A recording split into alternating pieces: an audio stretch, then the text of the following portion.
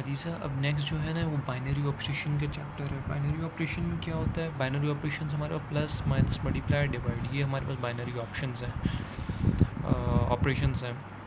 अब पहला क्वेश्चन में उसने हमें एस ये दिया हुआ है और क्या है, मल्टीप्लिकेशन से इसको प्रूव करके दिखाओ कि ये मल्टीप्लिकेशन के अंडर बाइनरी ऑपरेशन है कि नहीं ये सेट। तो हम किस तरह करेंगे, इस तरह का चार्ट बनाएंगे, ठीक है।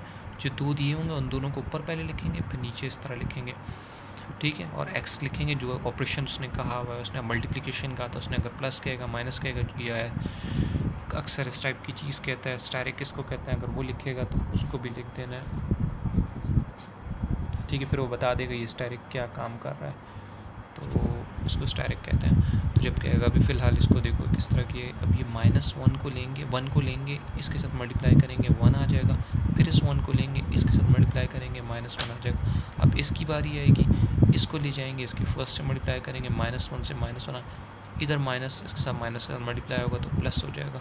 अब तुम इधर देखो नीचे की तरफ, ये जो चार चीज़ें आई ये इनमें से कोई नया नंबर आया है जो इधर है। देखो यहाँ पे 1 है, 1 है, -1 है, -1 है, -1, -1 है, 1 1, जो भी एलिमेंट आए हैं वो सारे के सारे ऊपर मौजूद हैं। तो हम कहेंगे as there is no unique element, कोई भी नया एलिमेंट नहीं है। So multiplication is a binary operation on N. तो मल्टीप्लिकेशन बाइनरी ऑपरेशन है इस सेट के ऊपर। अब दूसरे सेट पे आ जाओ, दूसरे सेट में कहता है इसको मल्टीप्लाई करो 1 2 को, तो 1 2 ऊपर लिख दिया, टी है हमारे पास, उसी क्वेश्चन के अंदर दूसरा इसका पार्ट है, 1 2 इधर लिख दिया। अब 1 को मल्टीप्लाई करोगे 1 से, उनको 2 से, तो वैसे की वैसी उतर जाएगा। 2 को करोगे 2 1 ज़ा 2, 2 2 ज़ा 4। अब इधर देखो 1 2 2 ये सारे के सारे ऊपर मौजूद है, लेकिन ये 4 ये एक नया नंबर आ गया। तो as 4 is a unique, so multiplication is not a B O, मतलब binary operation on T. T के ऊपर ये बाइनरी ऑपरेशन नहीं है मल्टीप्लिकेशन, क्योंकि 4 नया एलिमेंट आ गया हमारे पास, ठीक है। इसी तरीके से हमारे पास नीचे क्वेश्चंस है, इसके अंदर हमारे पास दिया हुआ है कि नंबर कोई भी है, सेकंड क्वेश्चन के अंदर लेस देन है, इस तरह लिखा हुआ है कि लेस देन ज़ीरो होने चाहिए, मतलब नेगेटिव नंबर है सारे के सारे, ठीक है। तो मैंने क्या किया, कोई भी दो नंबर नेगेटिव चूज़ कर लिया, let take any two negative number, -1 -2। तो मैंने उसको लिया, प्रूफ करना है कि वो प्लस के अंदर है या मल्टीप्लिकेशन के अंदर वो है। प्लस के अंदर वो जो सेट है वो बाइनरी ऑपरेशन है कि नहीं, या मल्टीप्लिकेशन के अंदर है, वो देख के बताना है। मैंने प्लस वाला करते हैं, ऊपर मल्टीप्लिकेशन करते हैं यहाँ प्लस का। अब दो नंबर्स को आपस में प्लस इधर करना है, 2 ऊपर लिख दिए, 2 नीचे लिख दिए, जो मैंने 2 सेलेक्ट किए थे नंबर। अब इसको प्लस करोगी तो -2 आ जाएगा, इसको प्लस करोगी तो -3 आ जाएगा, इसको करोगी तो -3, और इसको करोगी तो -4। अब ये सारे के सारे एलिमेंट्स आए हैं, ये सारे के सारे हमारे पास 0 से कम है। जो हमें सेट दिया था उसमें था कि 0 से कम होने चाहिए, तो ये सारे के सारे नेगेटिव है, नेगेटिव मतलब 0 से कम है, तो सारे के सारे सेटिस्फाई करते हैं, as all of them are less than 0। So addition is a binary operation on S. तो एडिशन बाइनरी ऑपरेशन है, एस पे एस किया, एक सेट है जो हमें दिया था, सारे के सारे उसमें एलिमेंट 0 से कम है। अब अगर इस पर मल्टीप्लिकेशन करते हैं तो माइनस माइनस के साथ मल्टीप्लाई होगा 1 आ जाएगा, +1 इसके साथ मल्टीप्लाई होगा तो +2, ये इसके साथ मल्टीप्लाई होगा तो +2, इसके साथ मल्टीप्लाई होगा तो +4 आ जाएगा। यहाँ पे सॉरी मैंने गलत लिखा,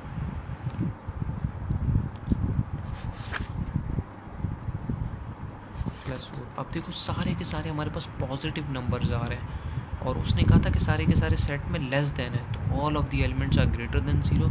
सो पूरी लाइन वही लिखोगी, is not a binary operation, ठीक है। तो multiplication is not a binary operation, यहाँ तक होगा, ठीक है। अब इसमें एक एक्स्ट्रा चीज़ें चैप्टर में लीजिए, मैं इतनी डिटेल में नहीं जाऊँगा। एक क्वेश्चन और है, इसके बाद करवाता हूँ, पहले चलो इस चैप्टर इस क्वेश्चन की तरफ आ जाता हूँ। मुझे जितना आता है मैं तुम्हें जस्ट आइडिया एक देने की कोशिश करूँगा, तुम जस्ट आइडिया गेन कर लो, अगर तुम उसको आगे सॉल्व कर सकते हो कर लो, एमसीक्यूज़ कम से कम इस पर अटैम्प्ट कर सकोगी तुम, ठीक है। अभी इधर एस ये 5वां क्वेश्चन, बाकी 2 तीसरा और चौथा दिया तो वो सेट्स वाले थे, यूनियन करके मुझे थोड़ा समझ नहीं आ रहा था, थोड़ा कॉम्प्लिकेटेड था। तो एस हमें इस तरह दिया हुआ है, और आई की हमें पता है एयोटा, एयोटा की पावर एयोटा √-1 के बराबर होता है, ठीक है। और हमें पता है एयोटा का अगर स्क्वायर ले लें तो √ कैंसिल हो जाएगा, -1 के बराबर आ जाएगा। और एयोटा का अगर 4 ले लें तो इसका मतलब स्क्वायर ले लें तो ये 1 आ जाएगा, ठीक है, वो एक्स्ट्रा है।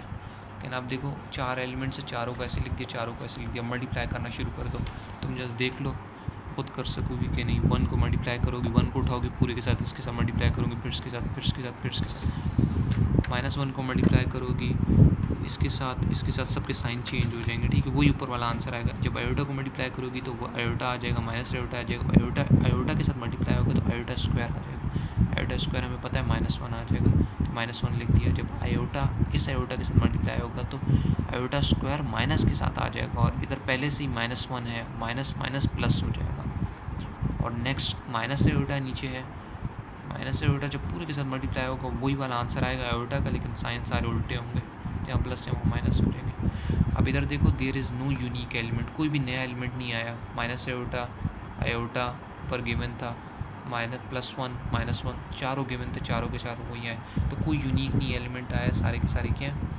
तुम्हारे पास, ये बाइनरी ऑपरेशन है तुम्हारे पास, ठीक है। अब 4-5 टर्मिनोलॉजीज़ हैं जो पूरे चैप्टर के अंदर इस्तेमाल हुई हैं, जस्ट उसको सीखो थोड़ा सा।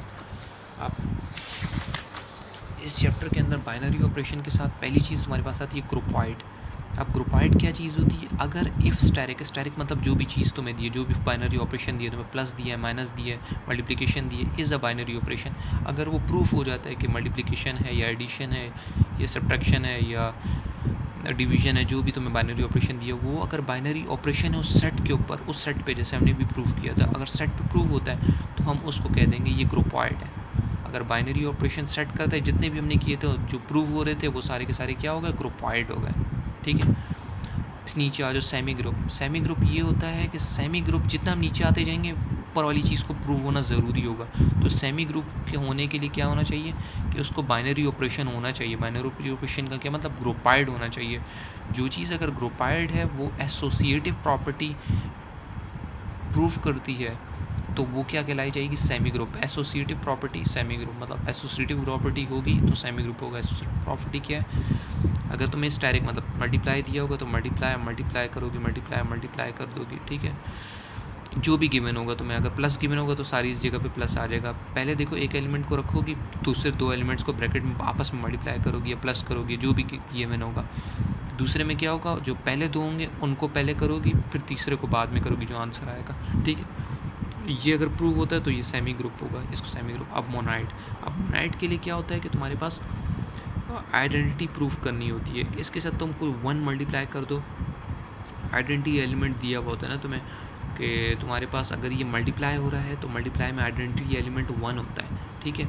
और अगर ये प्लस हो रहे हैं, प्लस में आइडेंटिटी एलिमेंट 0 होता है, कि मतलब 1 + 0 1 ही आता है तुम्हारे पास। देखो वो एलिमेंट वापस आ जाता है। और 1 के साथ 1 मल्टीप्लाई करो तो 1 आता है। तो मल्टीप्लिकेशन में आइडेंटिटी हमारे पास 1 होती है, एडिशन में हमारे पास 0 होती है, ठीक है। अगर ये तुम्हें आइडेंटिटी ऐसे प्रूफ करती है कि 1 के साथ तुम कोई भी चीज़ होगी उसके साथ वो आइडेंटिटी मल्टीप्लाई करती हो, अगर ये प्लस होगा तो तुम यहाँ पे 0 करोगी और इधर भी 0 करोगी। आगे पीछे करने से कोई फ़र्क पड़ता है कि नहीं पड़ता, तो तुम कहोगी पड़ता है, नहीं पड़ता, तो बता दोगे। अगर पड़ता है तो नहीं पड़ता। अब मैं बता देता हूँ किस तरह। चलो, अगर समझो मेरे पास नंबर इस तरह सेट में कोई है 1 2 3, मैं एक एलिमेंट कोई उठा लेता हूँ, समझो 3 उठा लेता हूँ, और वो कहता है कि फंक्शन जो है वो प्लस का है। तो प्लस में देखो मैं क्या करूँगा, 3 + 0 है, क्योंकि आइडेंटिटी 0 होती है प्लस के लिए, और 0 + 3 दोनों को देखो तो दोनों से क्या आता है, 3 आंसर आता है, इससे भी 3 आता है, तो प्रूव हो गया। अब समझो अगर मेरे पास आइडेंटिटी माइनस हो जाती है, आइडेंटिटी हमारे पास माइनस आती है, तो क्या हो जाएगा, 3 - 0 और 0 - 3। अब 3 में से 0 निकालेंगे तो 3 आ जाएगा, लेकिन जब 0 में से 3 निकालेंगे तो -3 आ जाएगा, जो कि प्रूफ नहीं करता। तो जो सब्ट्रैक्शन होगी वो मेरे लिए क्या होगा, यहाँ पे मोनॉइड नहीं होगी, क्योंकि वो ये चीज़ प्रूव नहीं कर पा रही, ठीक है, समझ आई। तो सब्ट्रैक्शन अक्सर हर जगह पे लांजे करती है, मसले करती है। नेक्स्ट चीज़ तुम्हारे पास आती है ग्रुप। अब ग्रुप के लिए होना क्या ज़रूरी है, मोनाइड। जितना हम नीचे आते जाएंगे उससे पहले वाली चीज़ को होना ज़रूरी होगा। अगर कोई भी सेट है वो मोनाइड है, और उसके अंदर क्या होता है कि वो अगर तुम्हारे पास इन्वर्स, ग्रुप के लिए इन्वर्स की ज़रूरत होती है कि उसके एलिमेंट का अगर इन्वर्स होगा तो वो आइडेंटिटी आना चाहिए, ठीक है। अगर इस तरह है तुम्हारे पास 2 है और मल्टीप्लिकेटिव इन्वर्स लोगी, अच्छा अगर मल्टीप्लाई तुम्हारे पास आइडेंटिटी, मल्टीप्लिकेटिव इन्वर्स क्या होता है, इसका उल्टा इस तरह 1/2, और फिर 1/2 × 2। ये इससे क्या आना चाहिए, आइडेंटिटी, इसकी आइडेंटिटी क्या है, मल्टीप्लिकेशन की 1 है, 1 आना चाहिए।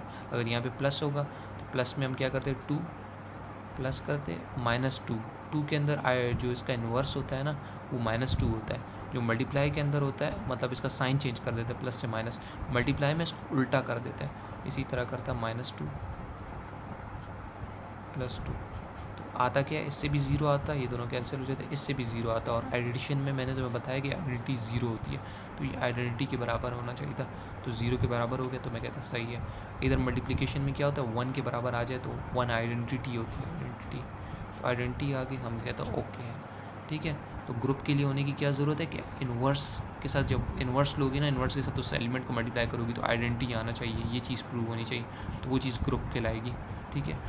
अब एबिलियन ग्रुप क्या है, अगर यहाँ तक ये ग्रुप है, जो भी तुमने किया प्रूव किया, सेट तुम्हारा ग्रुप प्रूव होता है, और उसके बाद उसमें कम्यूटेटिव प्रॉपर्टी अप्लाई होती है। कम्यूटेटिव प्रॉपर्टी का क्या मतलब होता है कि दो एलिमेंट्स को आपस में करो और उसको फिर उल्टा करके करो, जैसे 2 × 1 = 1 × 2, ठीक है। ये अगर प्रूव करता है तो तुम्हारा एलिमेंट सही है, ठीक है। इस तरह भी हो सकता है, 2 + 1 = 1 + 2, देखो दोनों सेम आ रहा है, इधर से भी 3 इधर से भी 3, उस केस में 2 2 आ रहा था, ये प्रूफ था, तो ये एबिलियन ग्रुप है। लेकिन इस सेट को देखो, 2 - 1 = 1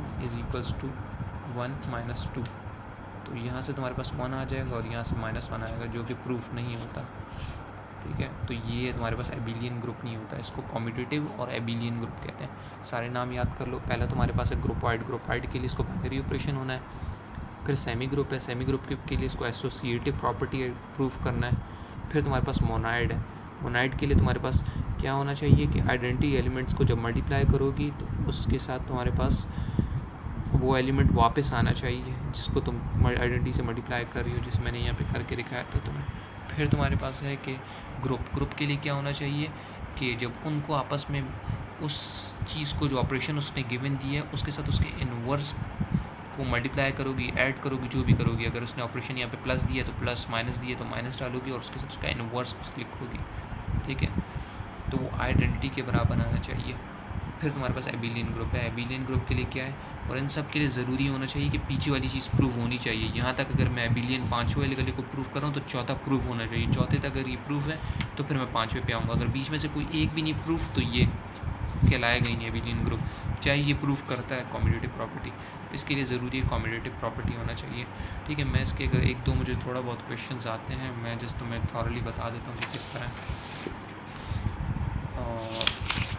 मुझे ग्रुपाइड का बीच में एक्सरसाइज है, उसके थोड़ा सा प्रॉब्लम है, वो मैं देख के अगर मुझे आता है तो मैं अगली वीडियो में बता दूँगा। ग्रुप का मुझे थोड़ा बहुत पता है, अभी मैंने तुम्हें बताया ग्रुप के लिए क्या होना चाहिए, तुम्हें कम्यूटेटिव प्रॉपर्टी होना चाहिए, ठीक है। चलो मैं इसके लिए एक वीडियो बना ही लेता हूँ।